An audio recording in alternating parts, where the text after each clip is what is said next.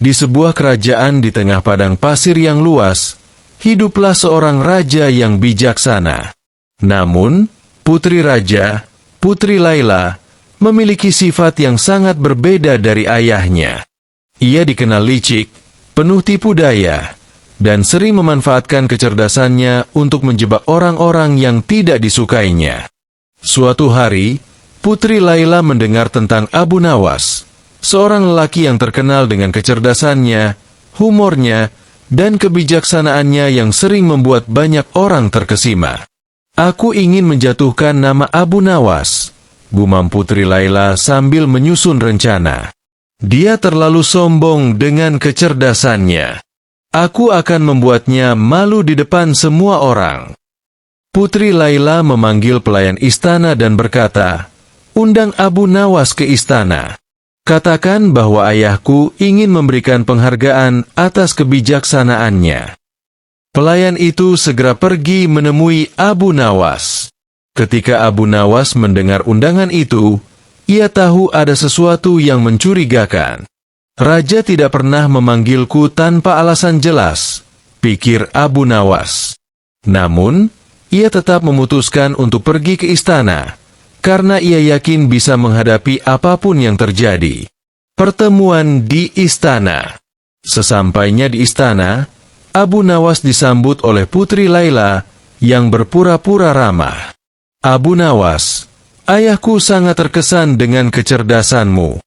Namun, sebelum kami memberimu penghargaan, aku ingin menguji kecerdasanmu lebih jauh."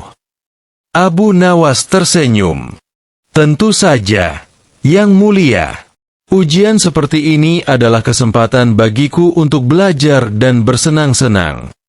Putri Laila lalu berkata, "Aku akan memberimu 3 tantangan. Jika kau gagal dalam salah satu tantangan, kau akan dihukum bekerja sebagai tukang sapu istana seumur hidup." Abu Nawas mengangguk tenang. "Baiklah, Putri. Apa tantangan pertamamu?" "Tantangan pertama, unta terbang." Putri Laila tersenyum licik. "Aku ingin kau membuat unta istana ini terbang ke langit." Abu Nawas pura-pura terkejut, lalu berkata, "Itu tugas yang sangat sulit, Putri. Namun, aku akan mencobanya. Tetapi, aku butuh bantuanmu." Putri Laila mengernyit. "Bantuan apa?" "Unta hanya bisa terbang jika sang putri menyanyikan lagu yang bisa memanggil angin dari utara." "Apakah Putri tahu lagu itu?" tanya Abu Nawas. Putri Laila bingung. Aku tidak tahu lagu itu." "Sayang sekali, tanpa lagu itu, unta ini tidak akan pernah terbang," jawab Abu Nawas sambil tersenyum. Para pelayan istana yang mendengar ini tertawa kecil, sementara Putri Laila mulai kesal. Tantangan kedua, air dari padang pasir. Putri Laila tidak menyerah. Ia segera memberi tantangan kedua. "Abu Nawas, aku ingin kau membawa air dari tengah padang pasir yang tandus. Dan ingat, air itu harus berasal dari sumur yang tidak pernah ada." Abu Nawas mengangguk. "Baiklah, aku akan membawakan air itu. Tapi, aku butuh botol emas dari istana ini sebagai wadahnya." Putri Laila, yang ingin mempermalukan Abu Nawas, segera memberikan botol emas itu. Abu Nawas lalu berpura-pura pergi ke padang pasir. Beberapa jam kemudian, ia kembali dengan botol kosong. Putri Laila menatapnya tajam. "Mana airnya, Abu Nawas?" Abu Nawas menjawab, "Aku sudah menemukan sumur yang tidak pernah ada. Tapi karena sumur itu tidak ada, tentu saja airnya juga tidak ada. Jadi, aku membawakanmu ketiadaan air di dalam botol ini." Para pengawal dan pelayan istana tertawa terbahak-bahak, sementara wajah Putri Laila memerah karena malu. Tantangan ketiga, menangkap angin. Putri Laila semakin marah. Ia lalu memberikan tantangan terakhir. Abu Nawas, jika kau memang cerdas, tangkaplah angin dan bawakan kepadaku. Abu Nawas pura-pura berpikir keras, lalu berkata, aku akan menangkap angin untukmu, putri. Tapi, aku butuh ruangan khusus untuk menyimpannya. Tolong siapkan sebuah ruangan besar yang benar-benar kedap udara. Putri Laila bingung. Mengapa kau butuh ruangan seperti itu?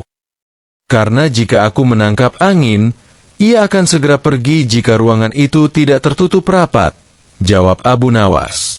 Putri Laila tidak bisa berkata apa-apa. Ia tahu bahwa Abu Nawas telah memenangi semua tantangannya. Raja yang mendengar cerita ini tertawa terbahak-bahak dan berkata, Abu Nawas, kau memang orang paling cerdas di kerajaan ini. Putriku harus belajar banyak darimu. Putri Laila terpaksa meminta maaf kepada Abu Nawas, sementara Abu Nawas pulang dengan membawa penghargaan dari raja. Di perjalanan pulang, ia berkata kepada dirinya sendiri, terkadang, kecerdasan lebih tajam daripada pedang, dan humor adalah senjata terbaik untuk menghadapi tipu daya. Di sebuah kerajaan di tengah padang pasir, ada sebuah pasar yang selalu ramai. Pedagang dari berbagai penjuru datang ke sana untuk menjual barang dagangan mereka, mulai dari rempah-rempah, kain sutra, hingga unta dan perhiasan. Namun, di balik keramaian itu, sering terjadi perselisihan antara para pedagang, terutama ketika mereka berebut pelanggan atau saling menuduh satu sama lain.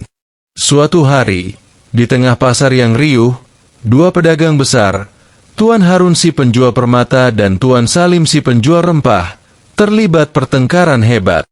Ini semua salahmu, Harun. Kau menaruh harga palsu di permatamu agar pelangganku pergi ke toko milikmu, teriak Salim.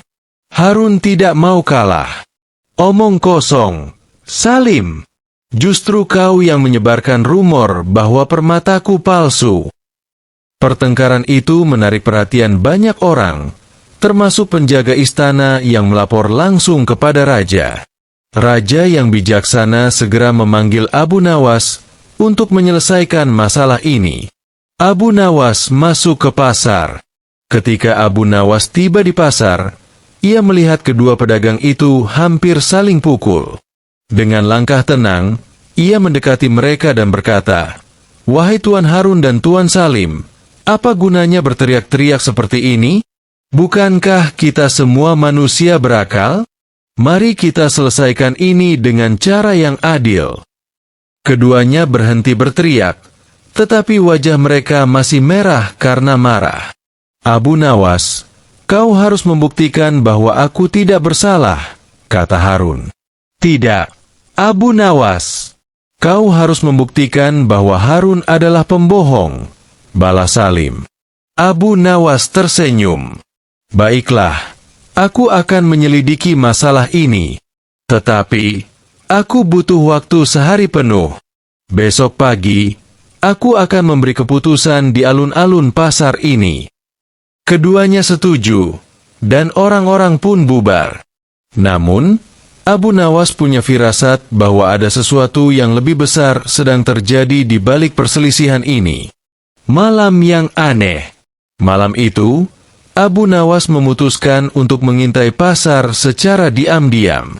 Ia berpakaian seperti seorang pengemis dan duduk di sudut pasar, memperhatikan apa yang terjadi. Saat tengah malam, ia melihat bayangan beberapa orang mencurigakan bergerak di antara toko-toko. Abu Nawas mendekat secara diam-diam dan mendengar percakapan mereka. Ternyata, mereka adalah kawanan perampok yang merencanakan untuk mencuri barang dagangan Tuan Harun dan Tuan Salim sekaligus. Besok malam, kita akan mencuri semua permata dan rempah itu, kata salah satu perampok.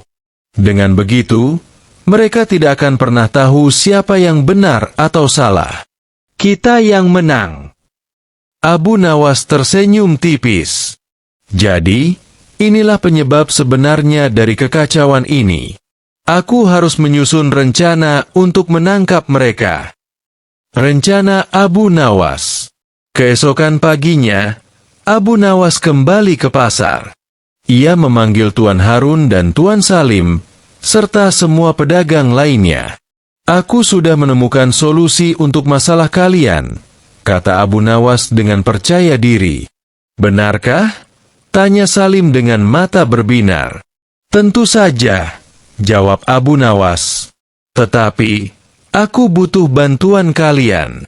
Aku ingin semua pedagang di pasar ini menutup toko mereka lebih awal malam ini dan menyerahkan kunci toko kepada penjaga istana. Kita akan membuat jebakan untuk pencuri yang sebenarnya."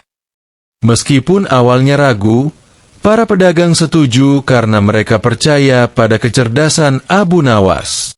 Malam itu, pasar terlihat sepi. Tetapi Abu Nawas bersama para penjaga istana bersembunyi di tempat-tempat strategis. Perangkap yang cerdas. Tepat tengah malam, kawanan perampok itu muncul. Mereka mulai membuka toko Tuan Harun dan Tuan Salim dengan peralatan mereka. Namun, begitu mereka masuk, Abu Nawas memberi isyarat kepada para penjaga untuk menangkap mereka. "Aha! Kalian pikir bisa mencuri di pasar ini tanpa tertangkap? Salah besar," seru Abu Nawas sambil tertawa. Para perampok mencoba melawan, tetapi mereka kalah jumlah. Semua perampok berhasil ditangkap dan dibawa ke istana untuk diadili. Keputusan Raja.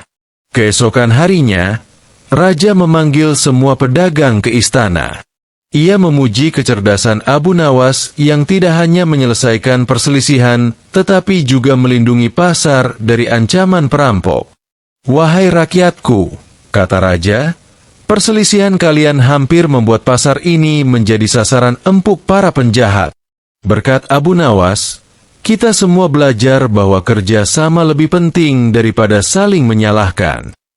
Tuan Harun dan Tuan Salim pun berdamai. Mereka berterima kasih kepada Abu Nawas dan berjanji untuk tidak saling bermusuhan lagi. Pasar kembali ramai, dan nama Abu Nawas semakin harum di seluruh kerajaan.